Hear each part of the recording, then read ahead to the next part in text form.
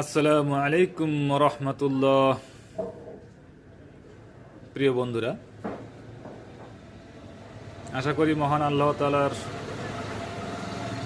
অশেষ মেহেরবানিতে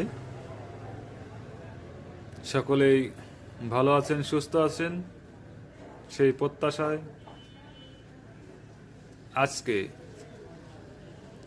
শুরু করছি এই ত্রয়োদশ জাতীয় সংসদ নির্বাচন বিষয়ে।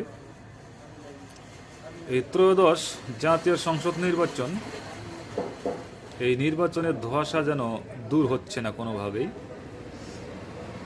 যত নির্বাচনের দিন ঘনিয়ে আসতেছে তত নির্বাচনের যেমন আমেজ একদিকে বৃদ্ধি পাচ্ছে, তেমনি বাড়তেছে হানাহানি, বিদ্বেষ, একজন আরেকজনকে দোষারোপ করছে।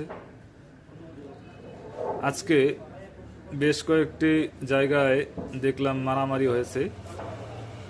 আসলে আমরা এই ২৬ জুলাইয়ের পরবর্তী সময়ে এরকম দৃশ্যপট আমরা কখনো আশা করিনি। আমরা এই ২৬ জুলাইয়ের পরে আমরা আশা করেছিলাম সকলেই ভ্রাতৃত্ববোধ নিয়ে চলব, একে অপরের সাথে সহযোগিতাপূর্ণ সৌহার্দ্যপূর্ণ আচরণ নিয়ে চলব।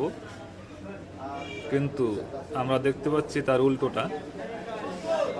এখানে একজন আরেকজনকে দোষ দিয়ে মারামারি, হানাহানি নিয়ে ব্যস্ত।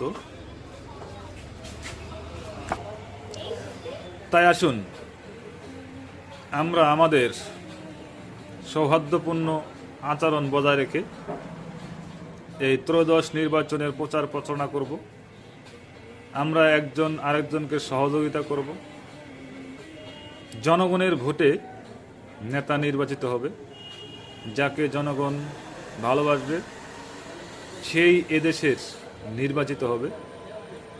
তাই আমরা আসুন জনগণের ভোটের উপর আস্থা রেখে নিজ নিজ স্থান থেকে আমরা আমাদের প্রচার প্রচারণা চালাই।